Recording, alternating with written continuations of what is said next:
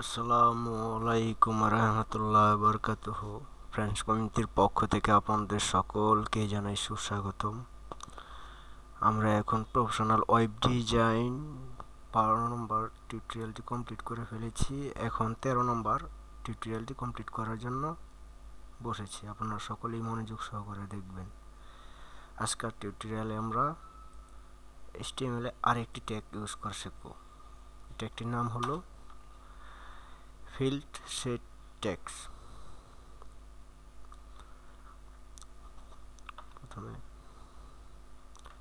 প্রথমে লেখেন ফ্রম নামের এলিমেন্টটি,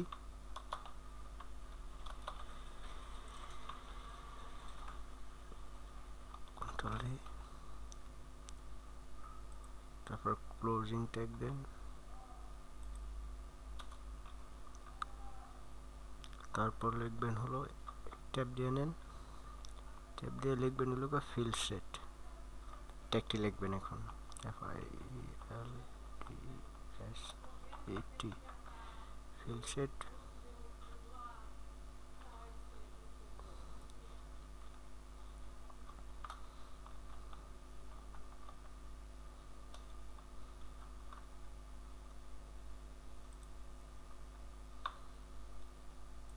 তারপর আমাদের ফিল্ড সেট ট্যাগটির একটি নাম দেওয়ার প্রয়োজন। তার জন্য আমরা লিখব ট্যাব দিয়ে নেই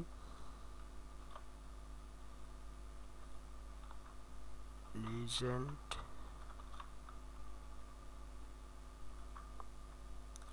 শিফট হোম,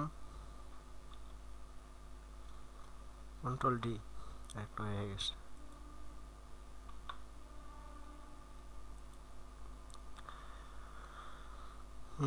আমরা নাম দিই সাবমিট, যেহেতু সাবমিটের জন্য তৈরি করছি আমরা এটা।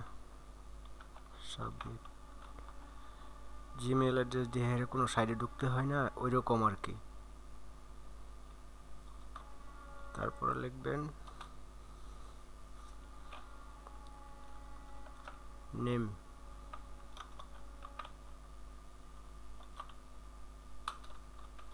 তারপর লিখুন ট্যাগ এলিমেন্ট ইনপুট টাইপ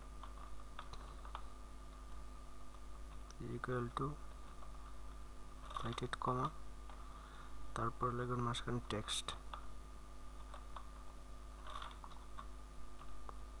তারপরে দিবেন var লাইন ব্র্যাকেট। আমরা এটাকেই কপি করি।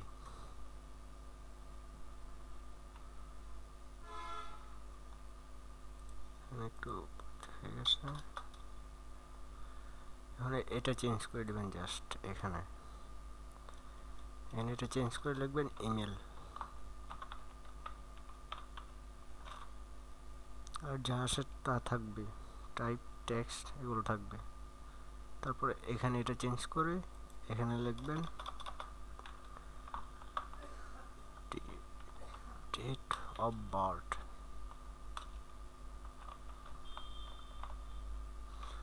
Date of birth. হ্যাঁ, আমাদের লেখা কমপ্লিট। এখন কন্ট্রোল এস দেন, কন্ট্রোল এস। এই দেখেন এখানে লক্ষ্য করবেন, এই দেখেন আমাদের সাবমিট বাটনটা এসে পড়েছে। এখানে নাম লিখবে, এখানে ইমেল অ্যাড্রেস দিবে, ডেট অফ বার্থ দিবে, তারপর আপনি যে সাইট লিঙ্ক করে দেবেন সেই সাইটে ঢুকবে। এখন আমাদের এটাকে একটু প্যাডিং দিই, তাহলে সৌন্দর্য বেশি উঠবে আর কি। তার জন্য আমাদের এখানে দিতে হবে। এখানে গিয়ে লিখবেন যে টাইপকে আপনি প্যাডিং দিবেন ওই টাইপটা কপি করে সেখানে লিখবেন আর কি।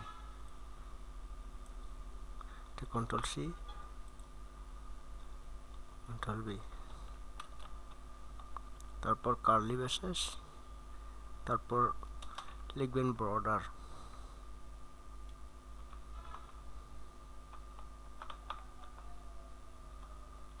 আপনার প্রয়োজন অনুযায়ী দিবেন আর কি। দিলাম 2 পিক্সেল সলিড,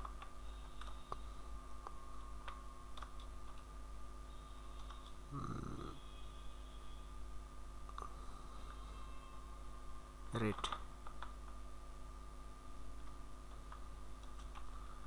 পরে দিলাম ব্যাকগ্রাউন্ড, ব্যাকগ্রাউন্ড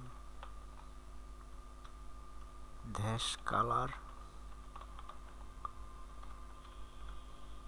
কোলন, একটা কালার দিয়ে দিবেন আপনার মন অনুযায়ী আর কি, লাইট ব্লু।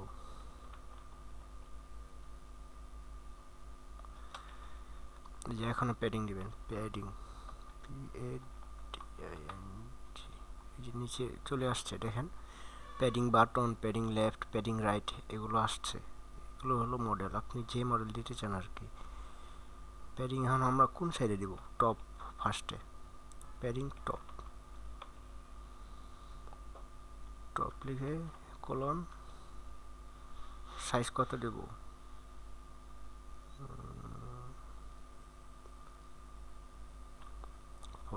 40 পিক্সেল, হ্যাঁ পিক্সেল দিলাম, px।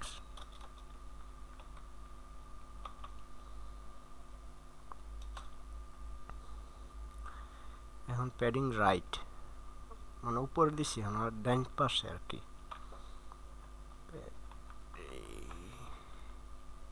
ড্যাশ রাইট,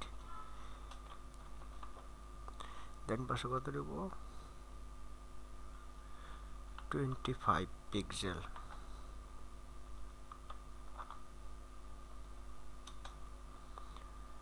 তারপরে প্যাডিং বাটন, প্যাডিং বাটন আর টপ বাটনটা সমান রাখতে হবে আর কি।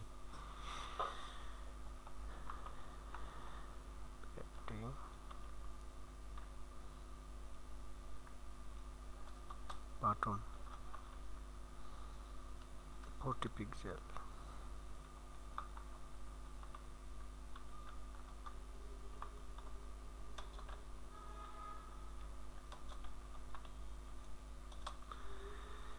এখন দেবেন প্যাডিং লেফট,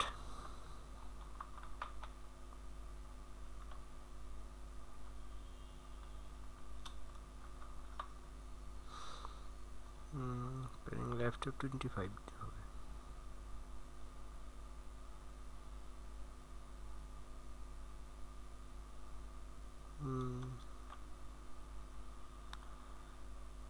প্যাডিং 70 দিলাম পিক্সেল।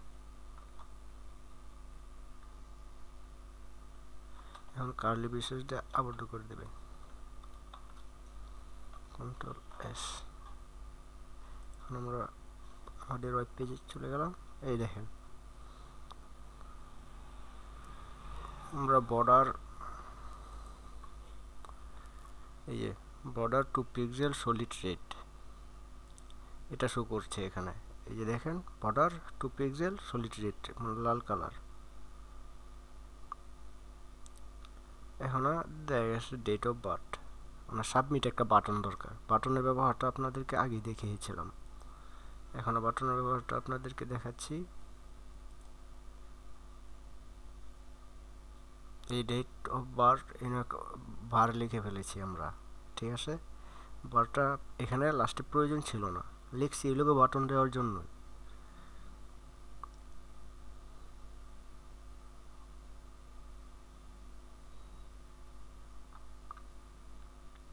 বাটনটা আমরা এখান থেকে নিই,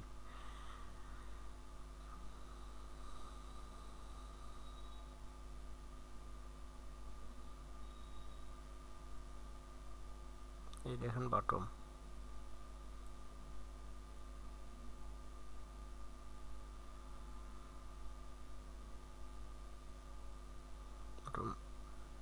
লিঙ্কটা সহ করে নিচ্ছি আর কি, control C,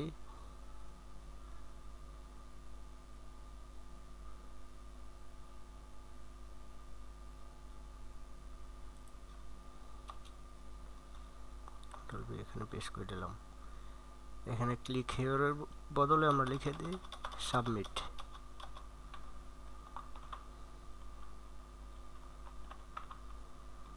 submit now, control S.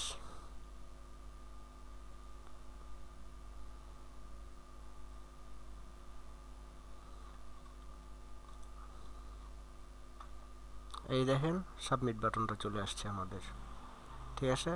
Name, email address, date of birth দেওয়ার পর এখানে সাবমিট করবে ওনারা। এভাবে আপনার ওয়েব পেজে ঢুকবে আর কি। দেওয়ার পর এখানে ক্লিক যদি করে, ওকে, যে ওয়েব পেজ দেবেন ওয়েব পেজে চলে যাবে, ঠিক আছে। এভাবে মূলত সাবমিট বাটনগুলো শো করে।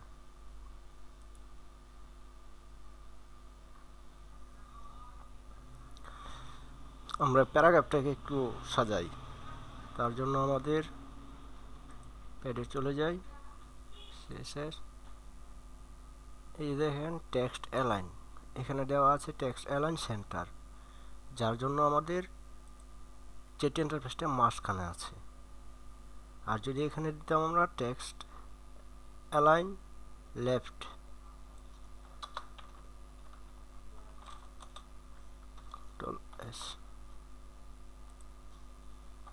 এই দেখেন যেটি এন্টারপ্রাইজ লেফট সাইডে চলে আসছে, মানে বাম পাশে।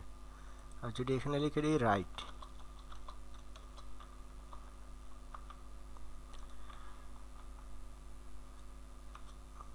কন্ট্রোল এস, এই দেখেন ডান পাশে চলে আসছে। তাহলে আমাদের রাখার প্রয়োজন হলো সেন্টারেই, তাহলে আমরা এটাকে সেন্টারেই রাখি।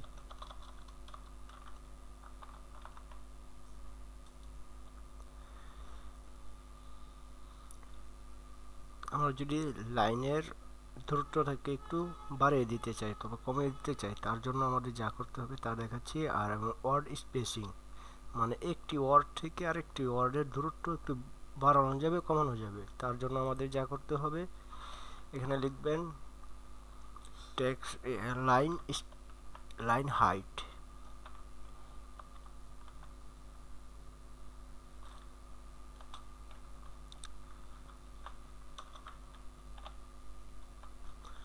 লাইন হাইট 20 পিক্সেল,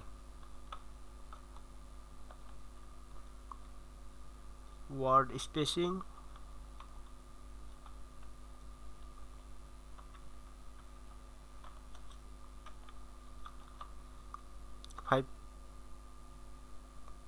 4 পিক্সেল দিলাম, কন্ট্রোল এস। এখন রিফ্রেশ করি, দেখেন এই দেখেন একটি লাইন থেকে আরেকটি লাইনের দূরত্ব একটু বেড়ে গেছে, এবং একটি ওয়ার্ড থেকে আরেকটি ওয়ার্ডের দূরত্ব বেড়ে গেছে। এখনও যদি আমরা একটু বাড়াতে চাই, একটু কমাতে চাই, তাহলে আমরা ফায়ারবাগের মাধ্যমে তা করতে পারবো। এই দেখেন লাইন হাইট, এখানে যদি ক্লিক করি এই দেখেন লাইন হাইট কিন্তু বেড়ে গেছে। এখন যদি কমাতে চাই এই দেখেন কি দাঁড়ায়, একদম কমে গেছে। অথবা দেখা গেছে যে আমরা ওয়ার্ড স্পেসিংটা একটু বাড়াই দিই, এই দেখেন ওয়ার্ড স্পেসিংটা বাড়ানোর কারণে একটা ওয়ার্ডের থেকে আরেকটি ওয়ার্ডের দূরত্ব অনেক বেড়ে গেছে, ঠিক আছে। আবার যদি কমায় দেই দেখেন একটা ওয়ার্ডের থেকে আরেকটি ওয়ার্ডের দূরত্ব একবার কমে গেছে।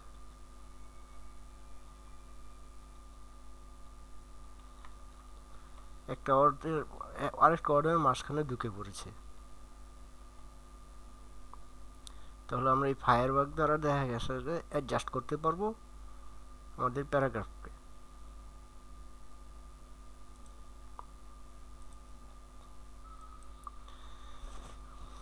এখানে আমরা আরেকটি প্যারামিটার ইউজ করতে পারি, সেটা হলো লেটার স্পেসিং,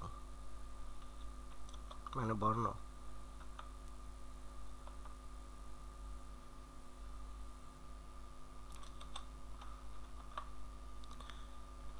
অন পিক্সেল দিই, কন্ট্রোল এস।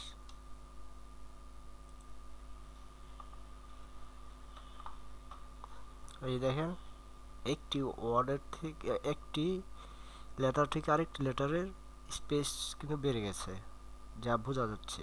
এখন যদি আমরা ইন্সপেক্ট এলিমেন্টের মাধ্যমে এই লেটার স্পেসিংকে বাড়াই, এই দেখেন একটি লেটার থেকে আরেকটি লেটার দূরত্ব অনেক বেড়ে গেছে, মানে একটি বর্ণ থেকে আরেকটি বর্ণ দূরত্ব অনেক, মানে দূরত্ব দেখাচ্ছে। এটা যদি কমিয়ে দেই, এই দেখেন একটি বর্ণের মাঝখানে আরেকটি বর্ণ ঢুকে পড়েছে। এটা 0 পিক্সেলই রাখা ভালো। এই দেখেন 0 পিক্সেল রাখার কারণে দেখা যাচ্ছে একটি ওয়ার্ড যেভাবে লেখা হয় ঠিক সেই মাপটি আছে। যদি 1 পিক্সেলটা দিই, দেখেন আর একটু দূরত্ব বেড়ে গেছে। তাহলে আমরা ফায়ারবাগ দ্বারা দেখা গেছে যে আমাদের ডিজাইনটা কিভাবে করতে হয় তাও শিখলাম। তাহলে আজকে আমরা শিখলাম ফিল্ড সেট ট্যাগস ব্যবহার করা এবং HTML প্যাডিং। এভাবে প্রতিনিয়ত আপনারা টিউটোরিয়ালগুলো দেখে যাবেন, কিছু না কিছু শিখতে পারবেন।